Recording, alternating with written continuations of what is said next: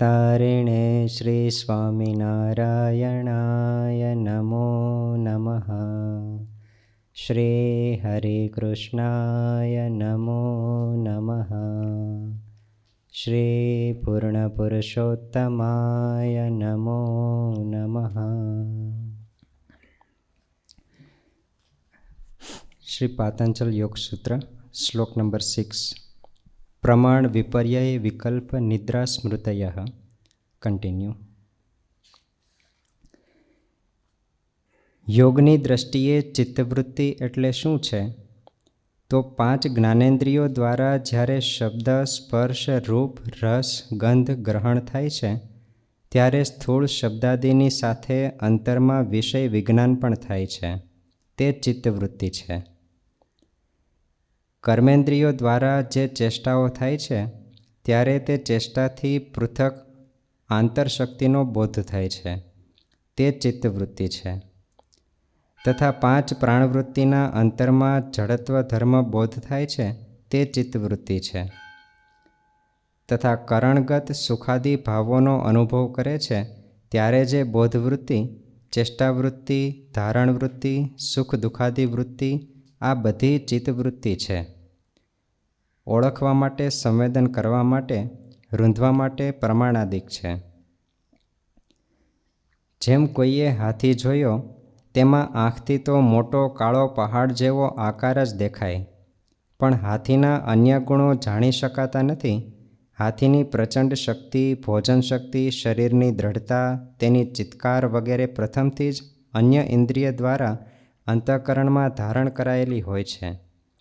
પછી આગળ પાછળ એમાં ચિત્તમાં સંગ્રહ થયેલો હોય. આંખથી હાથી દેખાય એટલે મોટો પહાડ જેવો દેખાય, પણ એની શક્તિ તો દેખાય નહીં. પણ ચિત્તમાં એના બધા ડેટા રાખી મૂક્યા હોય. એક ડેટા આવે એટલે ઓલા બધા પૂરા કરીને બધે ચિત્ર બતાવે. એને કહેવાય ચિત્ત વૃત્તિ. દરેક પદાર્થમાં એવું હોય. કોઈ માણસ મળે તો માણસે તો ખાલી પેલા કપડાં પહેર્યા હોય કે હાલો સફેદ ડ્રેસ પહેર્યો છે, બીજો ડ્રેસ પહેર્યો છે, પણ એના આગળ પાછળના ડેટા ન હોય. એને પણ આંખ પાસે ન હોય. એટલે આંખ છે એ ચિત્ર મોકલે અંદર, એટલે ચિત્ત બાકીના બધા ડેટા પૂરા કરી દે. એને કહેવાય ચિત્ત વૃત્તિ.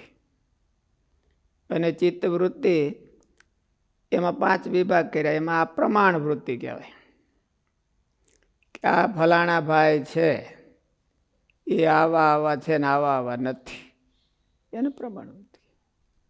ક્યારેક ઊંધું બાપતા હોય તો એને વિપર્યય કહેવાય. ક્યારેક કલ્પના કરી લેતા હોય, હા ઊંધું કંઈ હોય નહીં એમ, તો એને વિકલ્પ વૃત્તિ કહેવાય. એ બધી ચિત્તની વૃત્તિઓ છે. એ ભગવાનના વિષયમાં થાય તો એનો નિરોધ થયો કહેવાય. યોગ સૂત્ર તો નિરીશ્વર છે, એટલે આમાં કાંઈ બહુ ભગવાનનું લગભગ ક્યાંક થોડુંક આપ્યું હોય છે. એ મુખ્ય તરીકે ન આપ્યું. પણ ગીતા અને મહારાજનો વચનામૃતનો ને એ બધું મહારાજે એમ થાય 4 શાસ્ત્રો કીધા: સાંખ્ય, યોગ, પંચરાત્ર ને વેદાંત. એમાં 1 ન હોય તો પોણો, 2 ન હોય તો અર્ધો, 3 ન હોય તો પા, 4 ન હોય તો ગબરગંડી હોય. એટલે ચારેયને જાણવા એવું કીધું છે. ભગવાનને જાણવા માટે આ મદદરૂપ શાસ્ત્રો છે.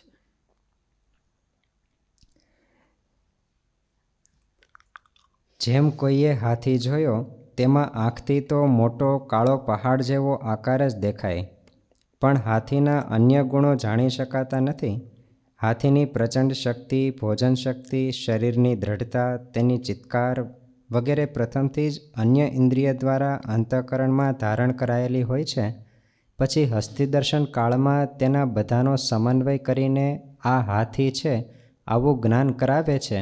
તેને આંખથી તો હરપ જોઈ તો દોડી જેવું લાગે, બીજું દોડું પડ્યું હોય તો દોડી જેવું લાગે, પણ ચિત્તમાં કંઈ ફેર પડે? દોડી જોઈને હાથી ઓલું હરપ જોઈ તો ચિત્તમાં ઓલા ડેટા ભેળા કરી રાખ્યો તું ભાગવા જ માંડ અહીંથી કે એ અંદર આવો છે. અને દોડી તો અમુકને આપણે દોડીને લેવા જઈએ કે હાલો આપ કામ આવશે. આંખનું કામ તો કેટલા ફૂટ લાંબી છે ને કેવું જાડી છે એટલું જ હોય. માલિપાના ડેટા બધા પૂરવાનું ચિત્ત કરે અને ચિત્ત વૃત્તિ કહેવાય. અને એનો નિરોધ કરવાનો.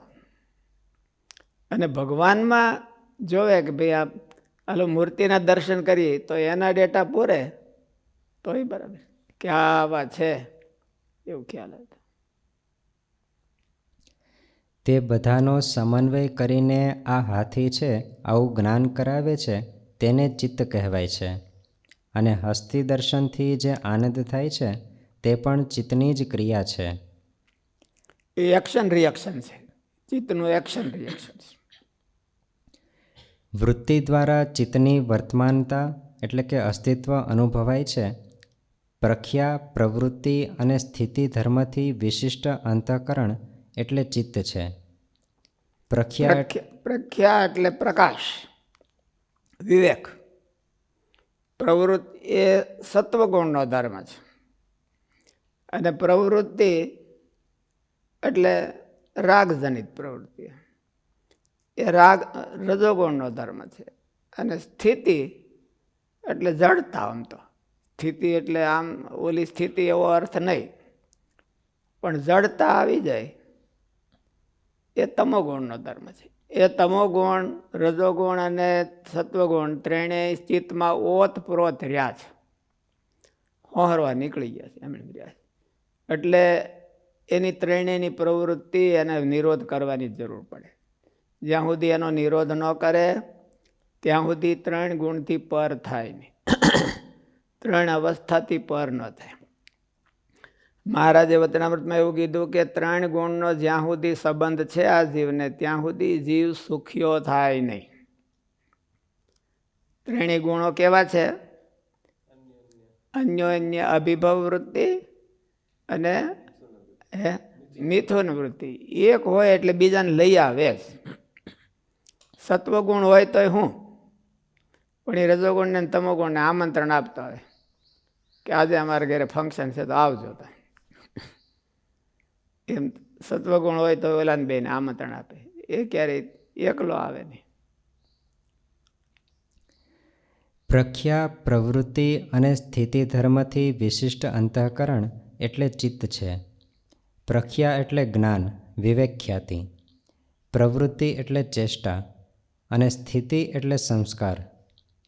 પ્રત્યક્ષાદિ બોધ, સંસ્કાર બોધ, પ્રવૃત્તિ બોધ અને સુખાદિ બોધ આ બધાને ચિત્તવૃત્તિ અથવા ચિત્ત પ્રત્યય કહેવાય છે. મારું ચિત્ત અટાણે જડ થઈ ગયું છે એવો બોધ થાય. માલિપામાં કોકને થાય છે ને, માલિપા કોક એવો રણકાર આવે છે ભાઈ મને અટાણે મારી ક્રિટિસાઇઝ કરી એટલે હવે મારું મન કેપેબલ નથી રહ્યું કંઈક વિચારવામાં. એવું જ થાય ત્યારે આપણી કોઈ ક્રિટિસાઇઝ કરે કે અપમાન કરે ત્યારે આપણી વિચાર શક્તિ બેરી થઈ જાય. આપણું કોઈક અપમાન કરે ત્યારે વિચાર શક્તિ બેરી થઈ જાય, કારણ કે એને મનને બહુ ખોટું લાગ્યું હોય ત્યારે એટલે વિચારી ન શકે. એને કહેવાય જડતાનો બોધ. માલિપા ખબર પડે કે મારે જડતા આવી ગઈ છે, પણ ભાન નથી હોતું ત્યારે. અને પ્રવૃત્તિનો બોધ એટલે જગતના ખેંચાણનો બોધ થાય. મને આમાં ખેંચાણ થાય છે, મને પૈસા તરફ ખેંચાણ થાય છે, મને પંચ વિષય તરફ ખેંચાણ થાય છે, એવો બોધ થાય. એ રાજસ બોધ કહેવાય. અને મને આ બધું જગત સારું નથી લાગતું, ભગવાન હારા લાગે છે, તો એ સાત્વિક બોધ કહેવાય. એ ત્રણેયની વૃત્તિ ઉઠે છે, એ ચિત્તમાં ઉઠે છે. કાર્ય લક્ષણ કહેવાય આને. કાર્યથી જાણવાના. જે વસ્તુને પ્રત્યક્ષ આંખથી ન જોઈ શકાતી હોય એને કાર્યથી ઓળખી શકાય. પ્રત્યક્ષાદિ બોધ, સંસ્કાર બોધ, પ્રવૃત્તિ બોધ અને સુખાદિ બોધ આ બધાને ચિત્તવૃત્તિ અથવા ચિત્ત પ્રત્યય કહેવાય છે. ઈચ્છાદિક પણ પ્રત્યય સ્વરૂપ છે અને સંસ્કાર અપરિદ્રષ્ટ ધર્મ છે. તેથી ચિત્ત પ્રત્યય અને સંસ્કાર બંને ધર્મોથી યુક્ત હોય છે. ચિત્ત બે ધર્મથી, પણ સંસ્કાર છે એ ઓલામાં અપરિદ્રષ્ટ છે, દેખાતા નથી. ફલાનુમેયા પ્રારંભા સંસ્કારા પ્રાક્તના ઈવ. પૂર્વના સંસ્કાર ક્યારે દેખાય? પરિણામ આવે ત્યારે દેખાય. ભાઈના સંસ્કાર આવા હતા એટલે એણે આવા કુંડાળા કાઢ્યા. એટલે પ્રાક્તનાય, સંસ્કારા પ્રાક્તનાય. આપણા સંસ્કાર કેવા છે એનો જો આપણે અભ્યાસ કરવો હોય તો શું કરવું?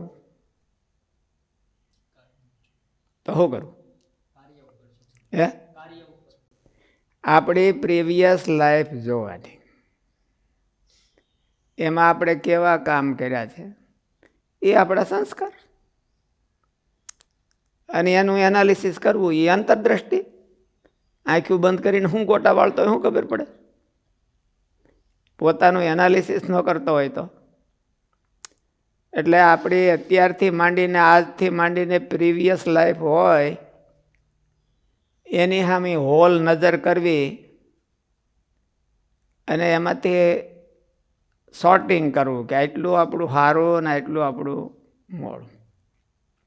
સંસ્કારા પ્રાક્તના એમ આપણા પૂર્વના સંસ્કારો છે એ ફલાનુમેયા પ્રારંભા, ફળથી અનુમાન થાય છે, દેખાતા નથી. અદ્રષ્ટ કેવો શબ્દ વાપર્યો એમાં? અપરિદ્રષ્ટ. એટલે કોઈ જોઈ શકતું નથી. મોટા હોય એ નથી જોઈ શકતા, પોતાના સંસ્કારો નથી જોઈ શકતા, બીજાના સંસ્કારોને નથી જોઈ શકતા. બીજાના સંસ્કારો અને પોતાના સંસ્કારોનું અનુમાન થઈ શકે કે આપણું કંડક્ટ આવું છે, એનો અર્થ છે કે આપણા ચિત્તમાં આવું ભર્યું છે. આપણું કંડક્ટ ઉપરથી આપણા સંસ્કારો થાય. હવે કંડક્ટની ખબર તો કેમ પડે? આપણી પ્રીવિયસ લાઈફનો આખો ચોપડો ખોલીએ ત્યારે થાય કે આપણે હું કર્યું ને હું નથી કર્યું, એ ત્યારે આપણે ખબર પડે. એટલે એ ચિત્તનો ધર્મ છે, પણ દેખાતો નથી. રજોગુણ, તમોગુણ ને સત્વગુણ એ દેખાય છે, એ ફીલ થાય છે, અને સંસ્કાર તો ફીલ પણ થતા નથી. એ સીધા પરિણામ આપે છે ને પછી ફીલ થાય. એ કોકને થાય ને કોકને ન થાય. એટલે પહેલાં સીધું પરિણામ આપી દે. અને રજોગુણ તમોગુણ છે એ પહેલાં ફિલિંગ કરાવે કે ભાઈ મને અટાણે થોડીક આળસ થાય છે, એટલે પછી પથારી ગોતે. એટલે એ પહેલાં ફિલિંગ કરે અને પછી પરિણામ લાવે. અને આ સંસ્કાર છે એ પહેલાં પરિણામ લાવે અને પછી કોકને ફિલિંગ થવું હોય તો થાય, ન થવું હોય તો ન થાય. ખબર ન પડે ને. એટલે પણ ચિત્તના ધર્મ, પરિદ્રષ્ટ ધર્મ અને અપરિદ્રષ્ટ ધર્મ આ બધા બહુ ઝીણા છે, પણ એનો નિરોધ કરવા માટે જાણવા જરૂરી છે. જો એને જાણે જ નહીં તો એનો નિરોધ ન કરી શકે અને ભગવાનમાં ન લગાવી શકે. આ બધા એને જાણી ઓળખી અને એ જગતમાં લાગેલા છે, એને ભગવાનમાં લગાડવા તો ચિત્તનો નિરોધ કર્યો કહેવાય. એને યોગ સાધી લીધો. યોગ ચિત્તવૃત્તિ નિરોધ, એનો નિરોધ થઈ ગયો કહેવાય. અત્યારની ભાષામાં હેબિટ કે એ સંસ્કાર, કે અત્યારની ભાષામાં હેબિટ કે આદત એ જ તે સંસ્કાર એ કહેવાય? સ્વભાવ કહેવાય. સંસ્કારનું એક રૂપ જ છે. બહુ રૂઢ થઈ ગયા હોય સંસ્કાર, એને સ્વભાવ કહેવાય. થોડા મહારાજ કે વંડી ઉપર તણ ઉગ્યા હોય તો થોડાક દી તડકો પડે તો બળી જાય એમ. પણ ધરો કે બવડી લગી હોય તેને તો જાય નહીં. તો ધરો બવડી જેવા સંસ્કારો હોય એને સ્વભાવ કહેવાય, અને ઓલા બધાય ખાલી સંસ્કારો કહેવાય. સંસ્કારોમાં ક્વોલિટી હોય ને, એટલે સંસ્કારો બહુ ઊંડા વયા ગયા હોય આપણા જીવમાં તો એને સ્વભાવ કહેવાય. એ નબળા વયા ગયા હોય તો, હારા હોય તો ભક્તિભાવ કહેવાય, એની ખાનદાની કહેવાય. હારા હોય સંસ્કારો તો એ ખાનદાની ભક્તિભાવ એ બધું કહેવાય. નબળા હોય તો સ્વભાવ કહેવાય. બે પ્રકારના હોય. ઈચ્છાદિક પણ પ્રત્યય સ્વરૂપ છે અને સંસ્કાર અપરિદ્રષ્ટ ધર્મ છે. તેથી ચિત્ત, પ્રત્યય અને સંસ્કાર બંને ધર્મોથી યુક્ત હોય છે. તેમાં પ્રત્યય અનુભવનો વિષય વર્તમાન કાળે બની શકે છે, જ્યારે સંસ્કાર અપરિદ્રષ્ટ ધર્મ છે. ફલાનુમેયા પ્રારંભા, ફળ આવ્યા પછી સંસ્કારનું અનુમાન થાય છે.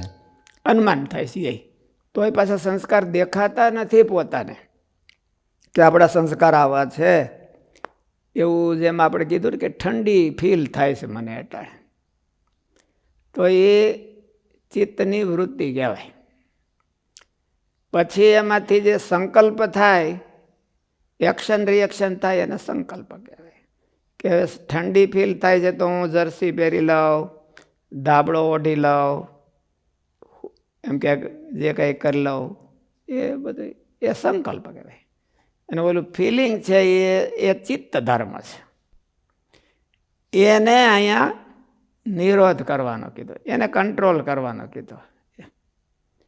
એવી રીતે ઠંડી ફીલ થાય છે, એની લાગણીઓ થાય છે, એમ સંસ્કારને ઓળખી શકાતા નથી. જ્યારે એ સંસ્કારને ઓળખે ક્યારે કે પહેલાં પરિણામ લાવે અને પછી ખબર પડે કે મળવા તો આવું બની ગયું એમ. વોટ હેપન ઇઝ નોટ એમ કે ઇમ્પોર્ટન્ટ, પણ તમે એક્શન શું આપો છો એ ઇમ્પોર્ટન્ટ છે. રામચંદ્રજી ભગવાન ને આગલે દી કે રાજ્યાભિષેકનો ત્યાર હતો. પીઠી ચોળો ભાઈ એમ. રામચંદ્રજી ભગવાનને બધા સંસ્કાર થતા હતા રાજ્યાભિષેકના. અને બીજે દી તો સવારથી જાવ ભાઈ તમારે રાજ્યાભિષેક નહીં પણ વનમાં જવાનું છે, અને આ બધા કપડાં ઉતારી નાખો રાજઠાઠ અને વલકલ પહેરીને વનમાં જવાનું છે. તો એને હેપન કહેવાય એમ, વોટ હેપન. પણ એને એક્શન શું કરી એને બોલું તો કે આ તૈયાર છે કે ક્યારે જવાનું છે મારે એમ પૂછ્યું. આપણને કોઈ કીધું હોય તો તમારે આ સંસ્થામાંથી આ સંસ્થામાં જવાનું છે તો શું કરવા આપણે એમ કહી દઈશું. આપણે એમ ન કહી ક્યારે, આપણે તો કંઈ શું કરવા. મારો કાંઈ વાત કોઈને તમને સમાચાર આપ્યા અને કોઈને તમને મારો રિપોર્ટ આપ્યો. કેટલાય અમુકના જે કહેવા ગયા હોય એને ઉલાળી નાખી, પણ કહેવા ગયા હોય એને બહુ ધ્યાન રાખવું પડે, કમાઈને સટકે ને આપણી કે. એટલે what happen is not important, what action is important. તમે હેપન શું બને છે એવા એની ઉપરથી તમે કાંઈ બોલા ન કહો. હેપન તો બધાને યાર બને જ છે, આપણને બને. રામચંદ્રજી ભગવાનને બન્યો એવો આપણે બને છે એમ. એને રાજ્યાભિષેકનો હતો અને આપણે આ બધો હોય. એટલે what happen is not important, પણ એક્શન ઇઝ ઇમ્પોર્ટન્ટ. એને હું એટલે રામચંદ્રજી ભગવાને કીધું કે મને ક્યારે મારે જવાનું છે, એટલે કે આજ ને આજ. એમ તમે પેલું હું લઈ જવાનું કાંઈ નહીં એમ. ચંપલ પહેરવાના કે નહીં, તો કે હા ચંપલ પહેરી જાજો એવું એમ કહેવાનું. તો પણ એમાં બધી એને મનમાં એમ થયું કે ભાઈ તો બરાબર વનવાસ ન કહેવાય. એટલે 2-3 મહિના પછી જઈને ભાઈ લઈ આવ્યા કે ચંપલ એ લાવો પાછા. ભરતજી લઈ આવ્યા કે હે ચાકડીઓ હા લઈ આવ્યા. ચંપલ પહેરી ગયા હતા પહેલાં. એટલે કે એ બરાબર નથી, વન નો કહેવાય. ચંપલ પહેરો તો વન નો કહેવાય એમ. એટલે લાવો હું લઈ જાઉં. એટલે પછી રામચંદ્રજી એમ પૂછ્યું નહીં કે પછી શું કરવા ભાઈ સાહેબ એક તો રહેવા દો હવે એમ, એવું ન ભાઈ. What happen is not important. આપણી હારે હેપન શું બને છે એ તો બધાની હારે બને છે, આખા જગતની હારે બને છે. પણ રામચંદ્રજી ભગવાન રામચંદ્રજી શું કરવાનું કહેવાના, એણે એક્શન એવી આપી, એણે રિએક્શન એવું આપ્યું. આપણે એવું રિએક્શન આપી ન શકીએ. એટલે what happen is not important.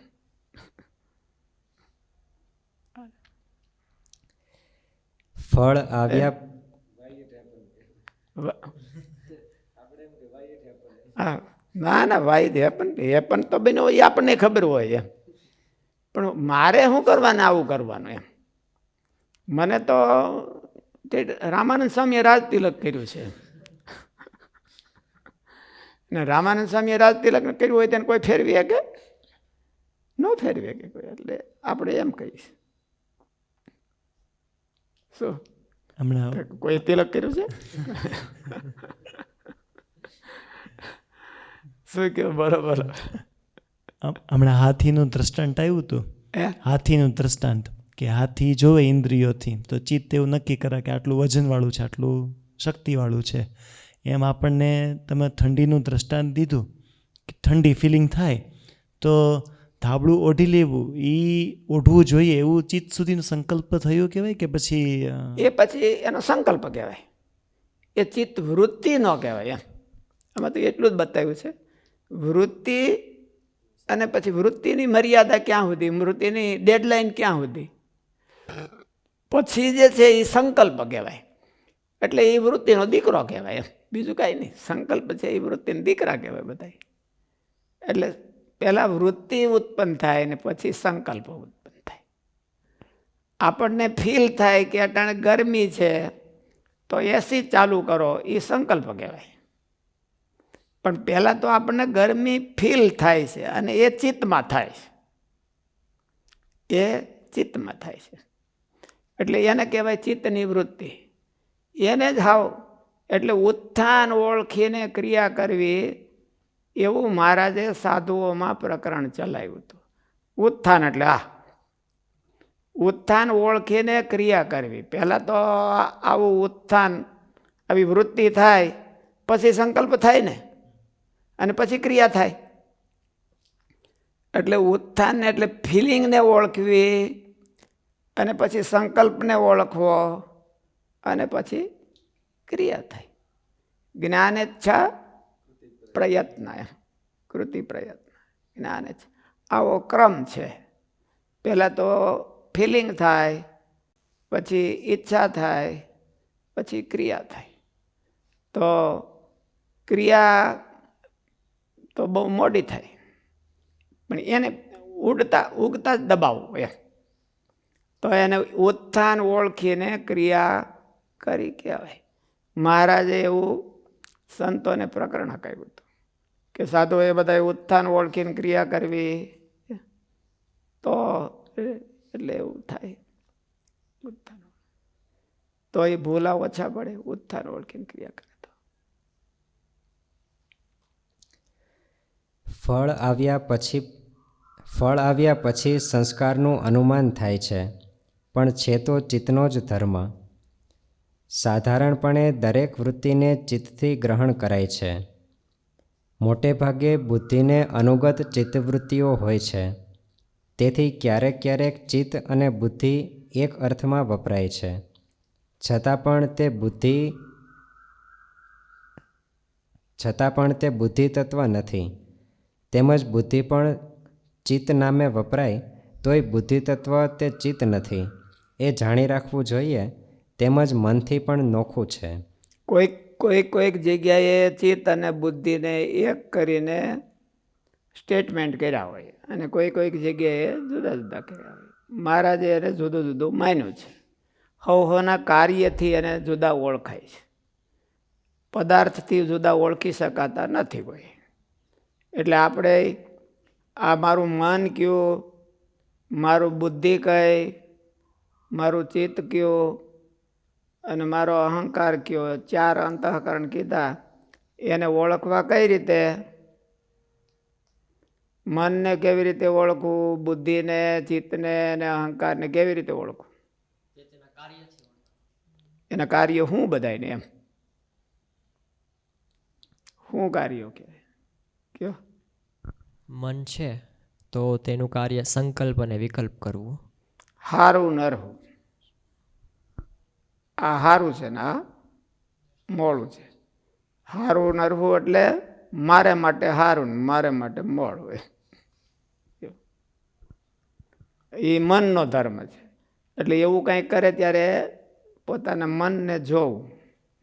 પછી બુદ્ધિ બુદ્ધિ બુદ્ધિ, લોજિકલ પ્રોસેસિંગ કરવું. પછી અહંકાર. અહંકાર એટલે મારું ને તારું, આ મારું, આ તારું. એ જે કાર્ય કરે એ અહંકાર કહેવાય. પછી ચિત્ત એટલે વિઝ્યુલાઇઝ બતાવે કે મને અટાણ ઠંડી છે ને મને લાગે છે, અટાણ ગરમી છે ને મને લાગે છે, આ ફલાણા ભાઈ આવ્યા એ આવા છે, એટલે બીજા ડેટા હોતે આપી દે કે આવા છે. એટલે એ ચિત્ર આખું બતાવે, અંદરનું ને બહારનું બે, એને ચિત્ત કહેવાય. અને એને આધારે પછી બધા આગળના ફ્યુચર પ્લાનિંગ કરે એ બુદ્ધિ કહેવાય.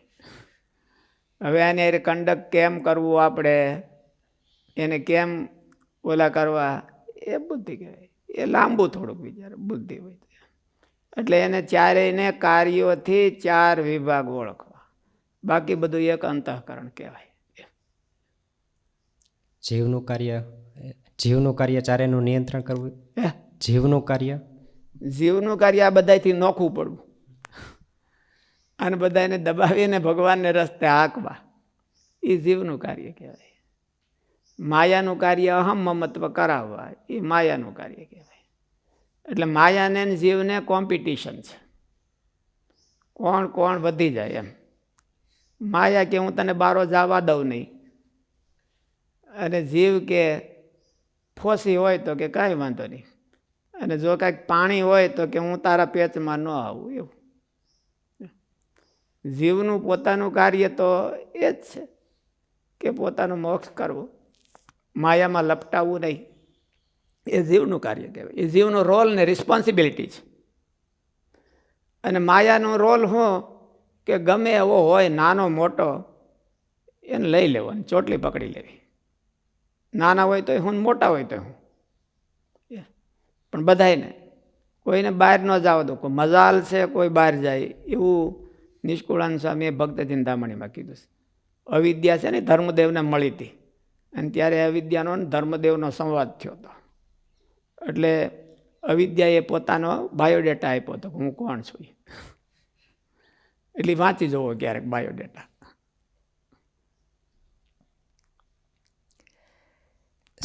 સૂત્ર નંબર 7. આપણે ઓલું જ્ઞાન સ્વામી આપણને કીધું હતું કે એક અવસ્થાને વિશે બીજી 2 અવસ્થા છે. એનું વચનામૃત સારંગપુરનું 6ઠું વચનામૃત છે, એની હોતે થોડીક ચર્ચા કરી લઈ. કારણ કે આ બધી 5 વૃત્તિ છે, એનો નિરોધ કરવો, એને મહારાજે 3 અવસ્થાનો નિરોધ એવો કીધું છે. આપણે ચર્ચા થઈ હતી કે જાગ્રત અવસ્થામાં પ્રમાણ, વિપર્ય અને વિકલ્પ, એ ત્રણેય જાગ્રતમાં છે. અને નિદ્રા તો છે જ, અને સ્મૃતિ છે એ આની અંદર આવી જાય છે. એટલે આમાં ખાલી જાગ્રત સ્વપ્નને કેમ નથી લીધી? મહારાજે તો એવું કીધું કે 3 અવસ્થા, 3 દેહ, 3 ગુણ, અને એના બધાથી પર થવું, 4 થાય. 6 ઉર્મિઓ, અને એ બધી મહારાજે કીધું છે દબાવવાની. એમ ષડુર્મિઓ, એને બધા એનાથી પર થવું. તો આ એ જ છે વસ્તુ બધા એકાબીજા સંકળાયેલા છે. શબ્દો થોડાક જુદા જુદા અને પ્રકરણ થોડુંક જુદું જુદું હોય. એટલે 3 અવસ્થાથી પર થવું એવું મહારાજે વચનામૃતમાં હતી કીધું છે. એટલે એક અવસ્થામાં બીજી 2 અવસ્થા, એટલે એને અવસ્થાને ઓળખવા એ મહારાજે સારંગપુરના વચનામૃતમાં બતાવ્યું છે. તો વાંચો સારંગપુર. પહેલેથી ઠેઠ અવસ્થાથી પેલી વાંચો ને, આગલું વાંચ, કાંઈ નહીં.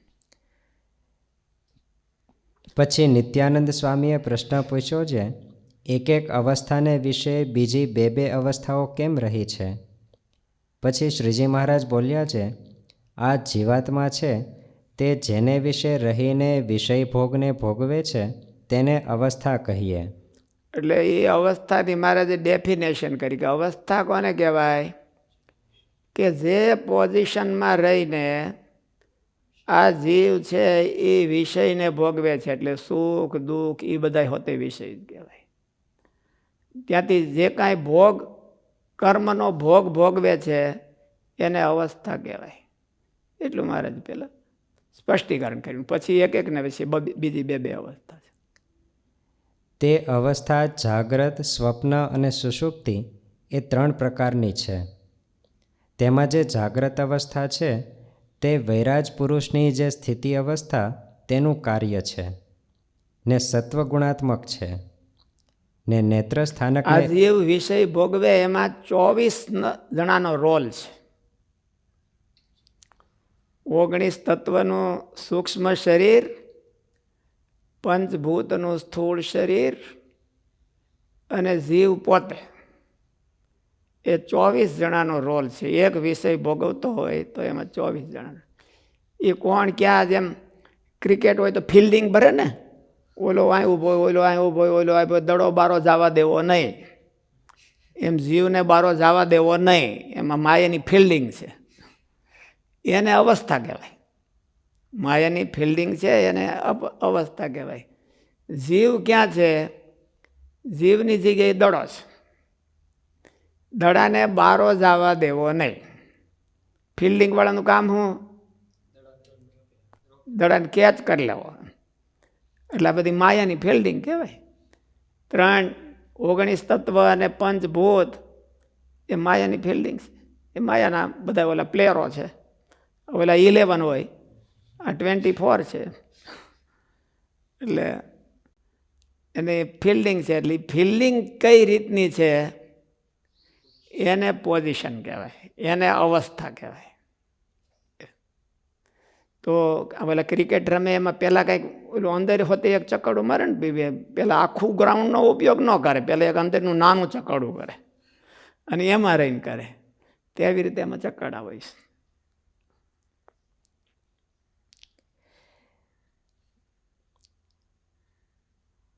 તેમાં જે જાગ્રત અવસ્થા છે તે વૈરાજ પુરુષની જે સ્થિતિ અવસ્થા તેનું કાર્ય છે અને સત્વગુણાત્મક છે ને નેત્ર સ્થાનકને વિશે રહી છે. એવી જે જાગ્રત અવસ્થા તેને વિશે વિશ્વાભિમાની નામે જે આ જીવાત્મા તે જે તે સ્થૂળ દેહના અભિમાને સહિત થકો 10 ઇન્દ્રિયો ને 4 અંતઃકરણે કરીને વિવેકે સહિત યથાર્થપણે પોતાના પૂર્વકર્મને અનુસારે બાહ્ય શબ્દાદિક પંચવિષયના ભોગને ભોગવે છે. એને જાગ્રત સત્વગુણ પ્રધાન જાગ્રત અવસ્થા કહેવાય. જાગ્રત અવસ્થામાં 24 પ્લેયરો છે એ બધા એલર્ટ હોય, 24 સક્રિય હોય. 19 તત્વનું સૂક્ષ્મ શરીર અને પંચભૂતનું સ્થૂળ શરીર એ બધા એલર્ટ હોય અને વિવેકે સહિત પંચ વિષયને ભોગવે. તો એ પ્રાકૃત છે એટલે એને સત્વગુણ પ્રધાન જાગ્રત અવસ્થા કહે. પ્રાકૃત છે, દેહ ભાવે સહિત ભોગવે છે. દેહથી પર નથી થયો. દેહથી પર થાય તો 3 અવસ્થાથી પર થઈ ગયો. ઓલા બધાને દબાવી અને ભોગવે. બધાને આધીન રહીને પણ શાસ્ત્રની મર્યાદાનું ધ્યાન રાખે છે. એટલું એમાં વિશેષ છે. એને વિવેક કહેવાય કે શાસ્ત્રની મર્યાદા પ્રમાણે પોતપોતાના ધર્મમાં રહીને ભોગને ભોગવે છે. એટલે દેહભાવ છે. દેહભાવ પૂરો 100% છે, પણ આવી રીતે ભોગને ભોગવે છે. હવે પછીની આગલી અવસ્થાઓ છે એમાં એકાદા પ્લેયર છે, 1-2 પ્લેયર થોડાક લૂલાન લંગડાને એવા થઈ જાય, એટલે એને અવસ્થા ફેર કહેવાય. 24 હાજર હોય તો જાગ્રત સત્વગુણ પ્રધાન જાગ્રત અવસ્થા. વિવેકે સહિત પંચ વિષયને ભોગવે. વિશ્વાભિમાની કીધું એટલે વિશ્વાભિમાની એટલે દેહાભિમાની. આ જગતનું બધું જ્ઞાન અને જગતનો ગ્રાહક. વિશ્વ એટલે આ બધું વિશ્વાભિમાની એટલે ટૂંકમાં દેહથી પર નહીં. એ જાગ્રતને વિશે જો એ જીવાત્મા વિઠ્ઠલ ભગતને ક્યાંક પ્રશ્ન છે.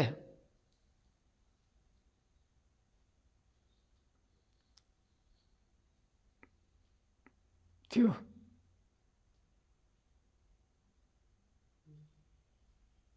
બોલો. જય સ્વામી સ્વામી. આજે સરકાર જાગ્રત અવસ્થામાં સત્વગુણ જ વર્તો હોય એવું કેમ ધારીએ કાંઈ? હે જાગ્રત અવસ્થામાં સત્વગુણ જ વર્તો હોય એવું કેમ ધારીએ કાંઈ એમ? સત્વગુણ જ વર્તો એમ ધારી એકવાનો સવાલ નથી. મહારાજે કીધું કે સત્વગુણ હોય તો જ જાગ્રત અવસ્થા કહેવાય. સત્વગુણ ન હોય તો જાગ્રત અવસ્થા ન કહેવાય. આ તો લક્ષણ કહેવાય, ઓળખાણ છે.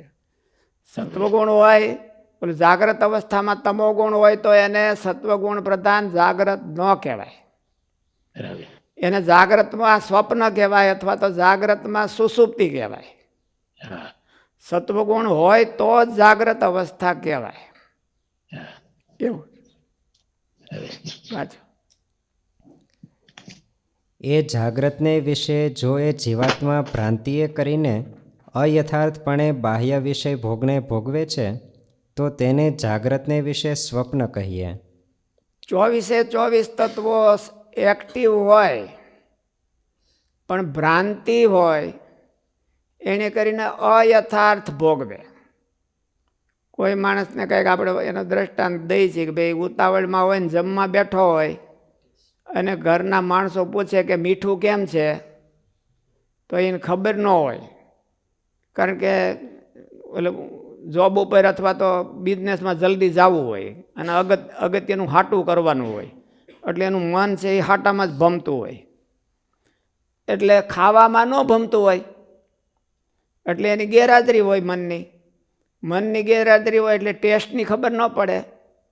ખાય છે ને ટેસ્ટની ખબર ન પડે એટલે એને કહેવાય જાગ્રતમાં સ્વપ્ન. જાગ્રતનો અર્થ એવો થયો કે અત્યારે એનું પંચભૂતવાળું સ્થૂળ શરીર હોતે એક્ટિવ છે અને તો એ ખબર પડતી નથી, નિર્ણય નથી કરી શકતો, જજમેન્ટ નથી કરી શકતો, એટલે એને કહેવાય જાગ્રતમાં સ્વપ્ન.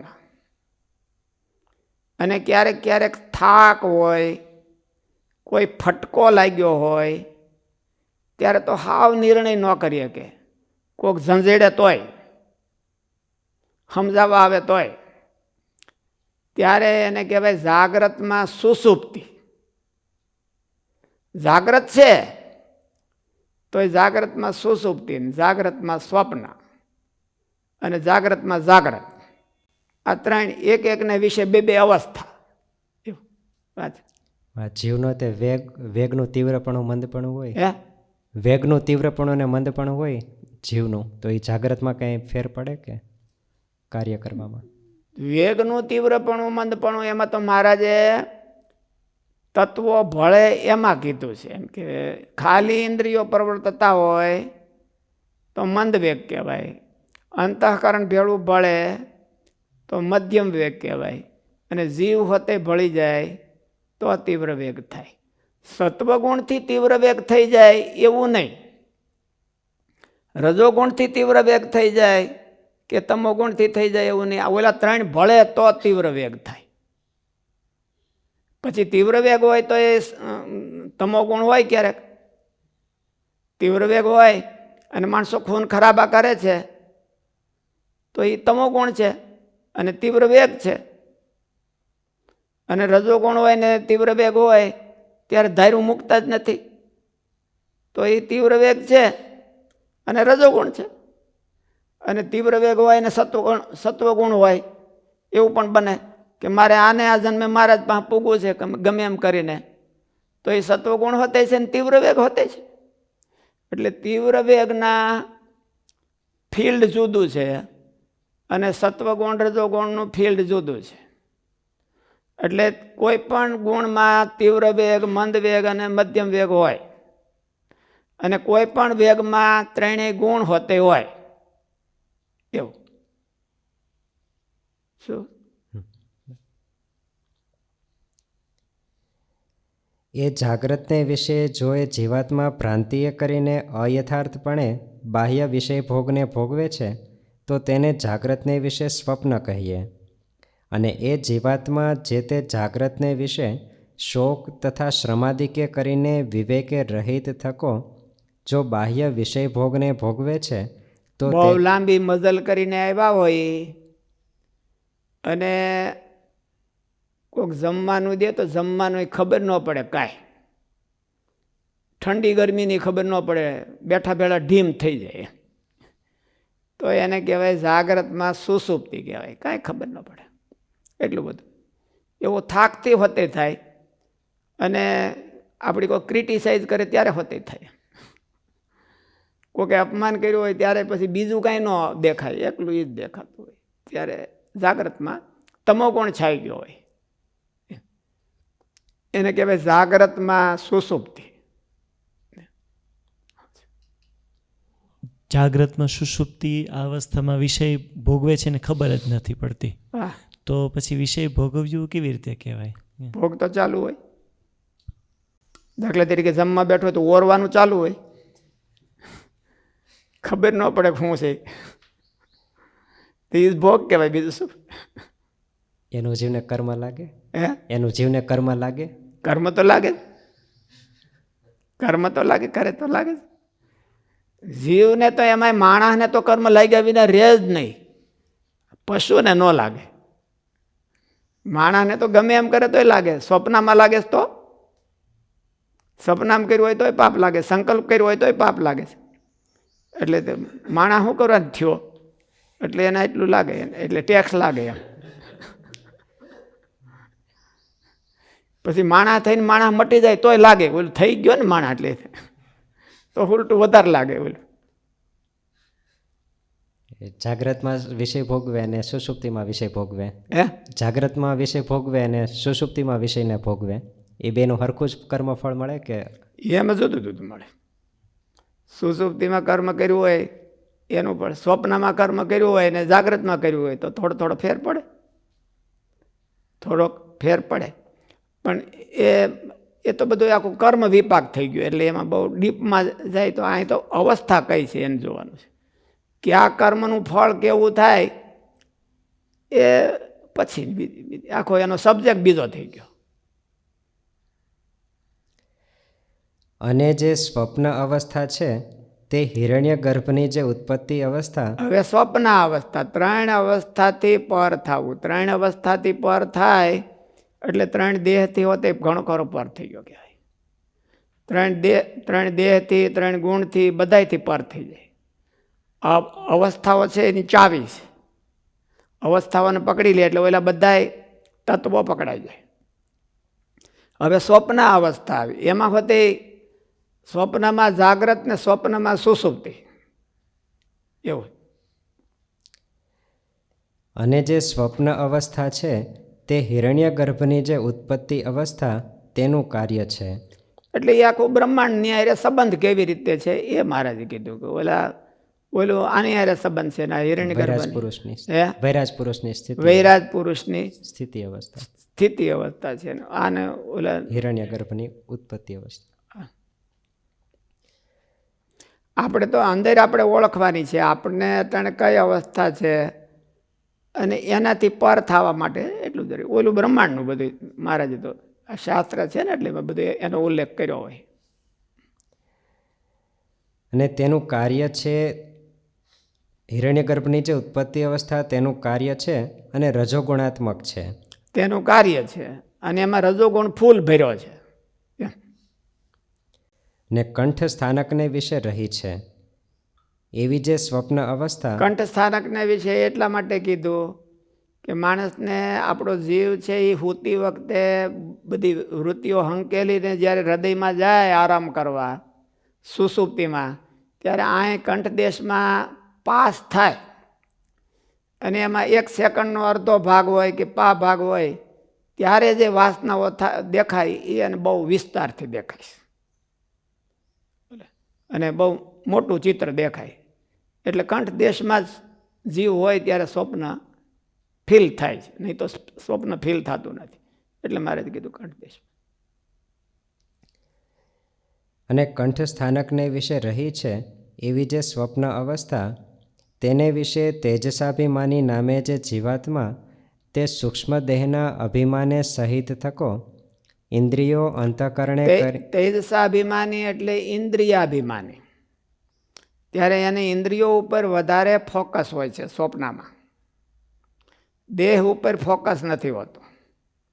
અને બોલો વિશ્વાભિમાની કીધો છે. વિશ્વાભિમાની એટલે વિશ્વ એટલે જગત, જગત નહીં, વિશ્વ એટલે બધાય. કૌમુદી ગણો છે કે નહીં? કૌમુદીમાં વિશ્વ શબ્દનો અર્થ શું થાય? વિશ્વે દેવાહા એટલે ઓલા રૂપોમાં નથી આવ્યું. વિશ્વ એટલે બધાય, વિશ્વ એટલે બધાય ને વિશ્વ એટલે જગત. પણ આ વિશ્વાભિમાની એટલે બધાય તત્વોનું અભિમાન. વિશ્વ એટલે હોલ એન્ડ સોલ, વિશ્વ એટલે જગત નહીં. ન્યા જીવ છે એ વિશ્વાભિમાની હોય છે, એટલે 24/24 ભેળા લઈને બેઠો હોય છે. અહીંયા સ્વપ્નમાં તેજસાભિમાની હોય છે, એટલે તેજસ એટલે બધા ઇન્દ્રિયો જ હોય, ઇન્દ્રિય અંતઃકરણ જ હોય. ઓલો અંતઃકરણ જ હોય સાહેબ. પણ ઇન્દ્રિયોનો છેડા આડેલા હોય છે, કારણ કે અંતઃકરણમાં ઓલા સ્વપ્નમાં એ જોતો હોય, સાંભળતો હોય, ખાતો હોય, એવું બધું કરતો હોય છે. સ્વપ્ન અવસ્થા તેને વિશે તેજસાભિમાની નામે જે જીવાત્મા તે સૂક્ષ્મ દેહના અભિમાને સહિત થકો ઇન્દ્રિયો અંતઃકરણે કરીને પૂર્વકર્મને અનુસારે સુખ દુઃખરૂપ વાસનામય ભોગને ભોગવે છે. એ પૂર્વકર્મ તો ભગવાન રાખે જ છે. સુખી દુઃખી હોતે થાય છે. સ્વપ્નમાં સુખી દુઃખી થાય છે. તેને રજોગુણ પ્રધાન સ્વપ્ન અવસ્થા કહીએ. એને પ્યોર સ્વપ્ન અવસ્થા કહેવાય. રજોગુણ પ્રધાન એટલે પ્યોર સ્વપ્ન અવસ્થા. અને એ સ્વપ્નને વિશે એ જીવાત્મા જે તે જ્યારે જગતની પેઠે જ એ સ્વપ્નને જાગ્રતની પેઠે એ સ્વપ્નને વિશે એ જીવાત્મા જે તે જ્યારે જાગ્રતની પેઠે જ વિવેકે કરીને જાણતો થકો વાસનામય ભોગને ભોગવે છે, ત્યારે તેને સ્વપ્નને વિશે જાગ્રત અવસ્થા કહીએ. ક્યારેક સ્વપ્નમાં વિવેક થાય. હરિભગતને સ્વપ્ન આવે અને એ કોઈના ફંક્શનમાં ગયા હોય ને એમાં લહણવાળું શાક જોવે કે ડુંગળીનું શાક જોવે તો એને એમ મનમાં થાય કે આ આપણે ન ખવાય. પણ ક્યાં? સ્વપ્નમાં. સ્વપ્નમાં હોતે જો એવો વિવેક રહે તો એને સ્વપ્નમાં જાગ્રત અવસ્થા. એ સ્વપ્નનો ધર્મ નથી એવો, એ તો જાગ્રતનો ધર્મ છે. પણ તો એને સ્વપ્નમાં હોતે આવી ગયો છે. એના જીવમાં ઊંડા સંસ્કાર જેટલા બેઠા હોય તો એનો વિવેક છે એ સ્વપ્નમાં હોતે હોહરવો નીકળી જાય. તો એને કહેવાય સ્વપ્નમાં જાગૃતિ અને જાગૃતિમાં સ્વપ્નું. એમાં બેમાં શું ફેર? અવસ્થા પ્રધાન અલગ અલગ. ઓલો હાવ હૂતો જ હોય, એનું શરીર હાવ લાકડા જેવું થઈને પડ્યું હોય, એ સ્વપ્નમાં જાગૃતિ કહેવાય. અને ઓલો ધોડાધોડ થયો હોય તો મનમાં વિવેક ન હોય તો એને જાગ્રતમાં સ્વપ્ન કહેવાય. સ્વપ્નમાં જાગૃતિ ને જાગૃતિમાં સ્વપ્ન, એ બે તોય નોખા નોખા છે. એટલે સ્વપ્નમાં જાગૃતિ એટલે સ્વપ્નમાં હોતે વિવેક હોય. આપણે સાધુઓ હોય અને સપનું આવ્યું હોય તો બાયુ માણસો દેખાય ને આપણે ભાગીએ તો એ સ્વપ્નમાં આપણને જાગૃતિ થઈ કહેવાય. આવું સપનું મને ન આવવું જોઈએ તો આપણને સ્વપ્નમાં જાગૃતિ થઈ કહેવાય.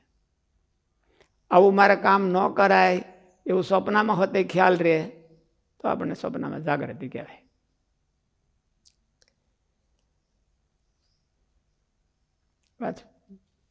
એ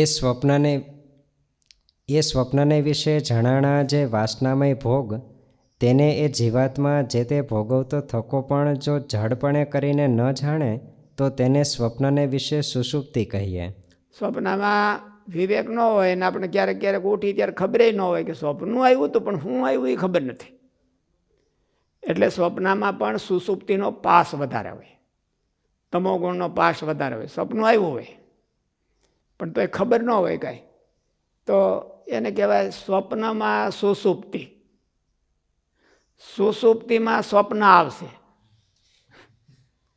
સ્વપ્નમાં સુષુપ્તિ અને સુષુપ્તિમાં સ્વપ્ન, એટલે એ જે આગળ આવશે. અને જે સુષુપ્તિ અવસ્થા છે તે ઈશ્વરની જે પ્રલય અવસ્થા તેનું કાર્ય છે ને તમોગુણાત્મક છે ને હૃદય સ્થાનકને વિશે રહી છે. એટલે જીવ ત્યાં હૃદયમાં ઠેઠ વ્યો જાય ત્યારે ઊંઘ આવે છે. હજી બહાર આટા મારતો હોય ત્યારે ઊંઘ આવે નહીં.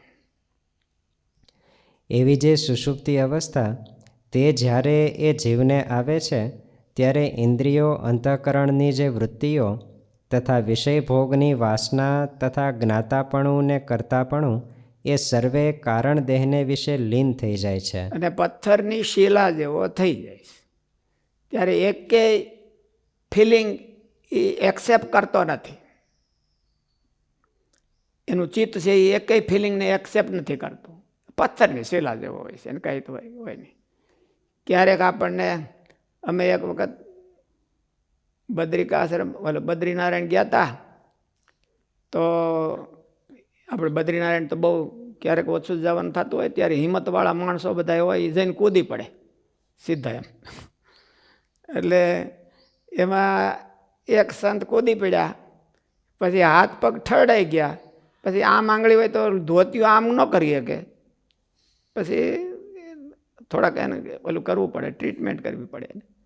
એટલે એમ અતિ ઠંડીથી, અતિરેક કોઈ પણ વસ્તુથી માણસના આ બેરા થઈ ગયા હોય, ચામડી બેરી થઈ ગઈ, પછી એને અડે ખબર ન પડે, આંગળીઓ બેરી થઈ ગયું એટલે વળે નહીં, એવું થઈ જાય.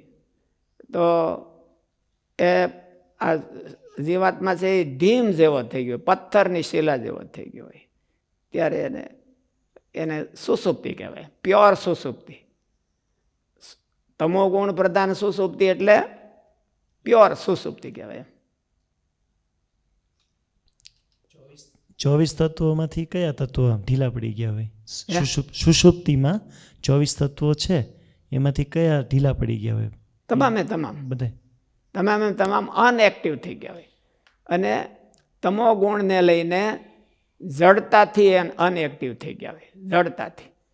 એવું ને એવું 3 ગુણથી પર થાય તોય થાય, એ બધા અનએક્ટિવ થઈ ગયા, પણ એ જાગ્રત પ્રધાન થઈ ગયો હોય. એને તો બધા એને બેહારી દીધા હોય કે તમે બધા બેહો અને મારે ભગવાનમાં જોડાવું છે. એ ત્યારે અનએક્ટિવ હોય, તુરિયા અવસ્થા કહેવાય એને. અને આ સુષુપ્તિ અવસ્થા છેલ્લામાં છેલ્લી, અને ત્યારે બધા જડ થઈ ગયા હોય.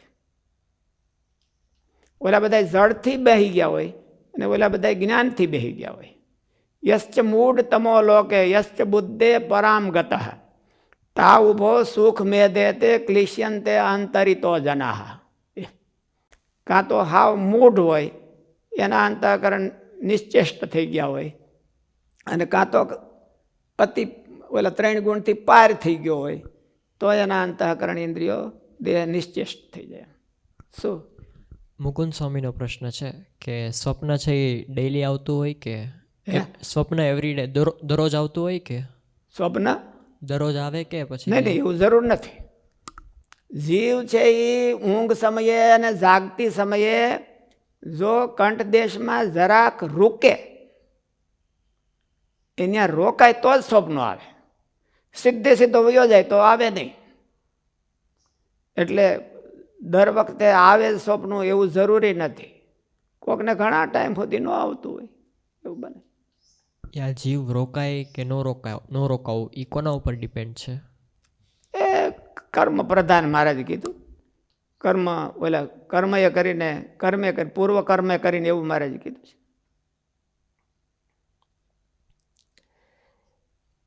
એ સુષુપ્તિ અવસ્થા તે જ્યારે એ જીવને આવે છે ત્યારે ઇન્દ્રિયો, અંતઃકરણની જે વૃત્તિઓ તથા વિષય ભોગની વાસના તથા જ્ઞાતાપણું ને કર્તાપણું એ સર્વે કારણ દેહને વિશે લીન થઈ જાય છે અને તે કારણ દેહનો અભિમાની જે પ્રાજ્ઞ નામે જીવાત્મા તેનું પ્રધાન પુરુષ રૂપ સગુણ બ્રહ્મના સુખલેશને વિશે અતિશય લીનપણું થઈ જાય છે. સગુણ બ્રહ્મના સુખલેશમાં લીન થઈ જાય છે એટલે માયાના સુખમાં લીન થઈ જાય છે. સુષુપ્તિ છે એ એકદમ માયામાં ડૂબી ગયો હોય છે, માયિક પદાર્થોમાં ડૂબી ગયો. સુખ આવે છે પણ એ બધું માયિક સુખ છે, ઓલું સુખ નથી.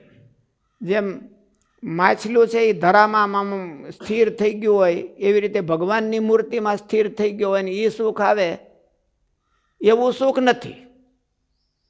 ઓલું વશિષ્ઠ મુનિનો શ્લોક છે ને કયો, સુપ્તમીન ઇવ હૃદય. જે દિલીપ રાજા ગયા તો એને પૂછ્યું ને બધી કે શું કામ ઓલું છે, એટલે વશિષ્ઠ મુનિએ પ્રણિધાન કરીને જોયું એમ, સુપ્ત મીન ઇવ હૃદય. ધરાની અંદર સ્થિર પાણી હોય ને એમાં માછલું હુઈ ગયું હોય રાતે, આમાં બીજું કાંઈ ન હોય, જળ જેવું થઈ ગયું હોય. એવી રીતે પ્રણિધાન કરીને હોતે થાય, અને એવી રીતે તમોગુણ જાજો થઈ જાય તો એ હોતે થાય. પ્રણિધાન કરીને થાય એ 3 થી પર કહેવાય, અને ઓલો તમોગુણથી આ કહેવાય. સુષુપ્તિમાં બ્રહ્મનો સંગ કીધો છે. સુષુપ્તિ અવસ્થામાં બ્રહ્મનો સંગ કરે છે, એવું શાસ્ત્રી મહારાજની કેસેટમાં આવે છે. સુષુપ્તિમાં બ્રહ્મનો સંગ કરે છે જીવ, મનન દ્વારા કરે. સુષુપ્તિમાં કેમ કરે? એટલે કે ક્યાં અનુસંધાનથી કે સ્વામીએ કીધું એ જાણવું પડે.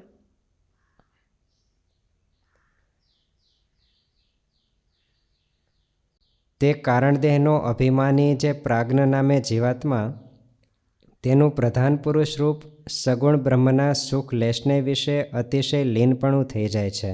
તેને તમોગુણ પ્રધાન સુષુપ્તિ અવસ્થા કહીએ. અને એ સુષુપ્તિને વિશે કર્મ સંસ્કારે કરીને કર્તા વૃત્તિનું જે ઉત્પન્ન થવું તેને સુષુપ્તિને વિશે સ્વપ્ન કહીએ. સ્વપ્નમાં હા, જય સ્વામિનારાયણ. સ્વામી જય સ્વામિનારાયણ. સ્વામી, નિદ્રાનું સુખ અને આ તમોગુણનું સુખ એ બે સેમ કે અલગ? નિદ્રા છે એ તમોગુણના પરિણામ રૂપ છે, એટલે એક જ કહેવાય. પણ છતાંય સાત્વિક નિદ્રા અને ગીતામાં એવું વર્ણન કર્યું છે કે યુક્તાહાર વિહારસ્ય યુક્ત સ્વપ્નાવબોધસ્ય. તો યુક્ત હોય ને સ્ફૂર્તિદાયક હોય, શરીરને સક્ષમ રાખનારું હોય ઊંઘ, તો એને તામસી નથી કીધું. જે તામસીનો અર્થ છે અતિરેક હોય, ઓકવર્ડ હોય, તો એને તામસી કીધું.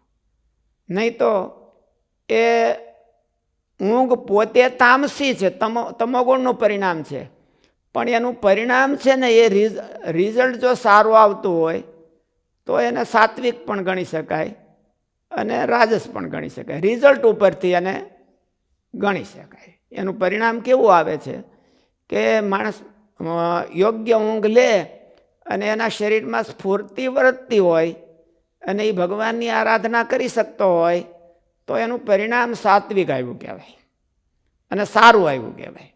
તો એ ઊંઘ છે એ તામસી ઊંઘ ન કહેવાય. ઊંઘ પોતે તો તમોગુણનું પરિણામ છે, તો પણ પરિણામ સારું આવે તો એ ન સારી કહેવાય, એવું કહેવાય.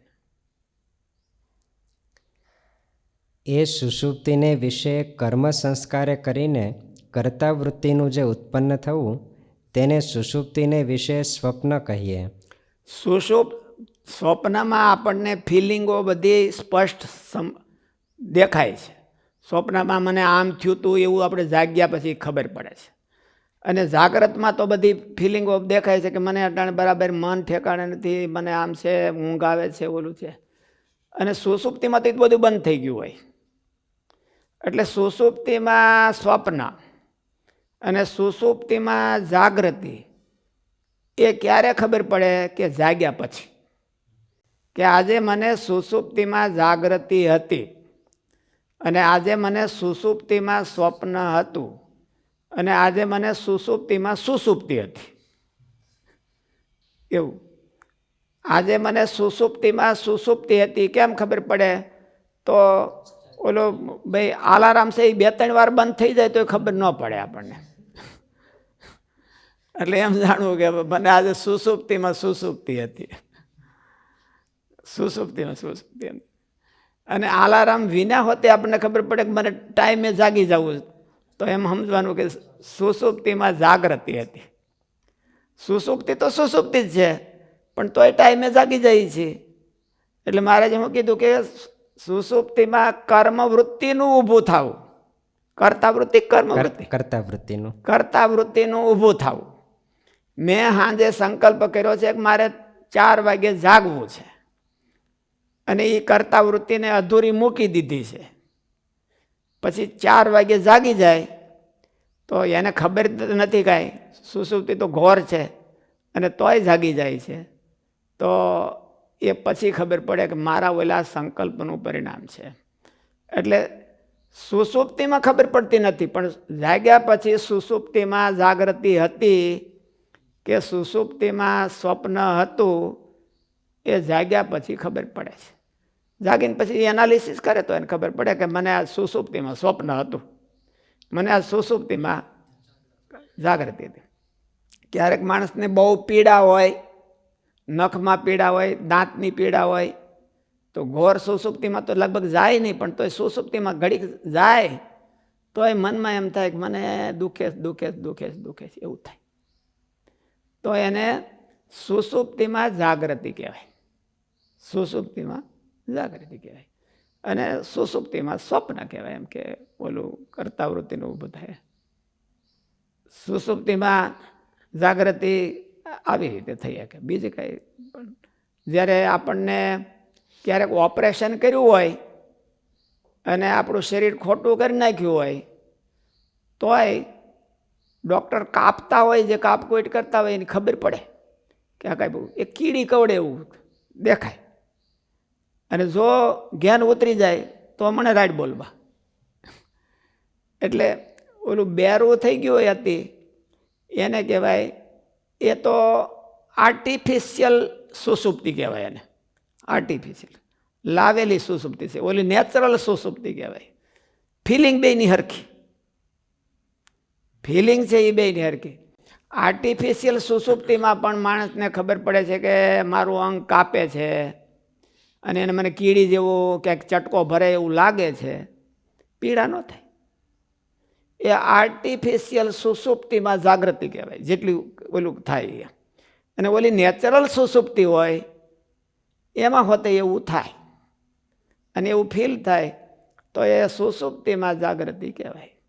અને સુસુપ્તિમાં સ્વપ્ન હોતે કીધું એમ કે ઓલામાં કર્તાવૃત્તિ, ઓલા કર્મ ફળે કરીને કર્તાવૃત્તિ જાગે છે. એમાં કર્તાવૃત્તિ જાગે છે, એ જાગ્રતમાં સુસુપ્તિમાં જાગૃતિ કહેવાય.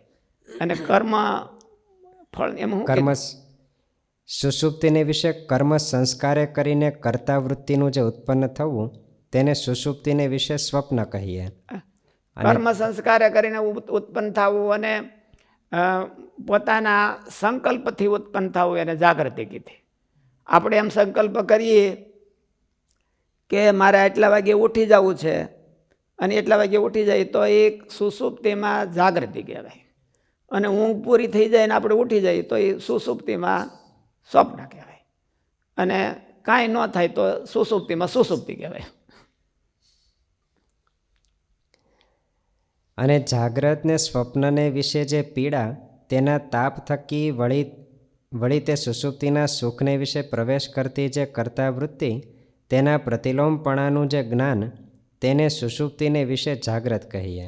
પ્રતિલોમપણાનું એટલે મને આવું થયું હતું એમ આપણે કીધું ને આગળ કે ભાઈ આપણને બહુ પીડા થતી હોય તો મને એક વખત નખ દુખતો હતો, તો બહુ દુખતો હતો. એ પછી ઊંઘમાં આપણને એમ થાય કે મારું દુખે છે, મારું નખ દુખે છે, મારું નખ દુખે છે. ઊંઘ આવી જાય તો ઘોર ઊંઘ હોય તો પછી આપણે ત્યારે ખબર ન પડે મારું નખ દુખે છે, પણ જાગીએ ત્યારે મને એમ થાય કે આજ આખી રાત મને આવું થયું, આખી રાત આવું થયું, મારી દાઢ દુખે છે, મારી દાઢ દુખે છે, એમ આખી રાત આવું થયું. એવું જાગ્યા પછી ખબર પડે, ત્યારે ખબર ન પડે. સ્વપ્નમાં તો ત્યારે હોતે ખબર પડે. સ્વપ્ન હોય અને ત્યારે આપણે વિવેક હોય તો એ ત્યારે હોતે ખબર, એ વર્તમાન દશામાં હોતે ખબર પડી જાય, અને જાગૃતિમાં તો હરખું પડે. એટલે બેયની આ એક અવસ્થાને વિશે બીજી બે અવસ્થાઓ છે, એને આપણે શોર્ટમાં લીધું. સહજાનંદ સ્વામી મહારાજની જય. શ્રી